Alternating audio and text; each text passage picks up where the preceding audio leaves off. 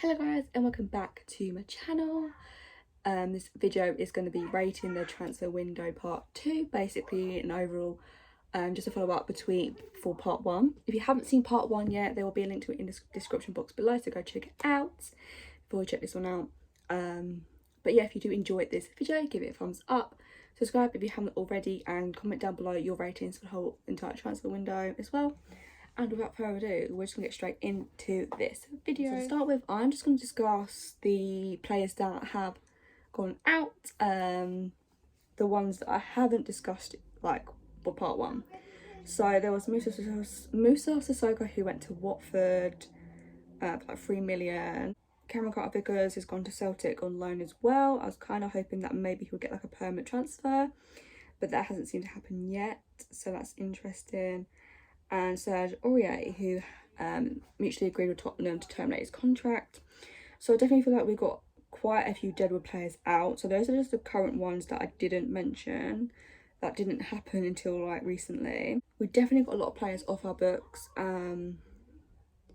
So it is, in a way, it is good, to be fair, like getting some of these deadwood players out. Obviously there is still some at the club, but in one transfer window you can't expect to get rid of like 10 players. It's not possible. And get replacements in as well. So I feel like the goings out, we've started the rebuild, the painful rebuild that we all know has been coming, that we've needed for like the past 3 years or so, 3-4 years. So obviously Serge Aurier was our best right back, to be fair, but I do feel like it was probably the right time for him to go as well. So he's without a club at this moment in time. At least this gives us time to find one to go to, even if it ends up being Arsenal.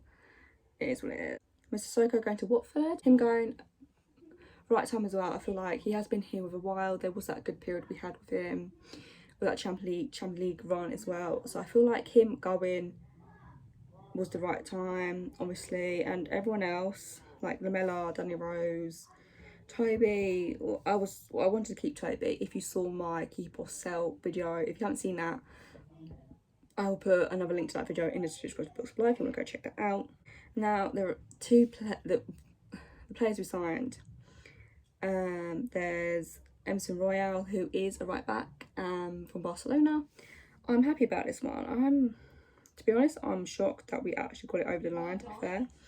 I keep saying that, but and he's only 22, and he's signed a contract until 2026.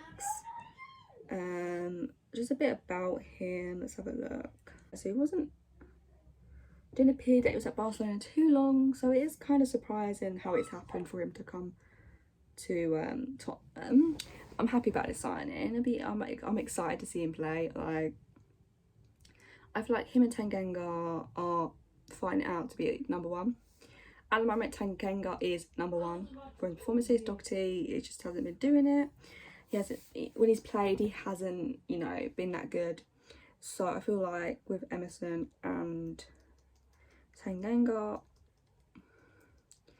between them, and then we also signed a player that then we also loaned back, which was Bape Sarr, who's a defensive midfielder. He's only 18, and his position is a defensive midfielder. And then he's gone back on loan to FC Metz, so he's definitely a player for the future. I don't know too much about him, I'm gonna be honest. I don't really know that much. So he signed the contract till 2026, but then he's gone back out on loan, and then he'll be back next season. So we are building for the future, so it's good to see. So those are basically the 2 players that we signed. Technically only one's gonna be probably like a first starter this season. I would have liked it if Tottenham did sign another centre-back, obviously with Dyer or Sanchez leaving, but Sanchez has been putting in really good performances as well as Dyer, so I feel like that is kind of persuaded them not to sell. Yeah, so I feel like that's kind of persuaded Tottenham not to get another centre-back, which is kind of disappointing because we definitely needed another one. But I don't have really reason to be negative about Dyer or Sanchez at this moment in time, because 3 clean sheets, 3 games, top of the league, like we can't complain, you know what I mean? And obviously a backup striker. But I feel like with Dane Scarlett, because he is getting more game time, I feel like if Kane potentially gets injured, like it could happen, it could not happen, who knows. But if he is to get injured, then I feel like Dane Scarlett could potentially come into the team. And I don't mean that as in we're gonna rely on him solely to replace Kane in that way. Like, I don't think so. I think he would come into the team and probably be like a pair with striker, kind of like he'd probably go up front with like Son. Yeah, I feel like that's what would be the case. I don't think he would just be solely our main striker, if you know what I mean. I feel like they would play two up the top because he's still young, he's only 17, so it's like he needs time to develop, and I feel like him playing like Conference League and stuff is definitely good for him. So I'm looking forward to that.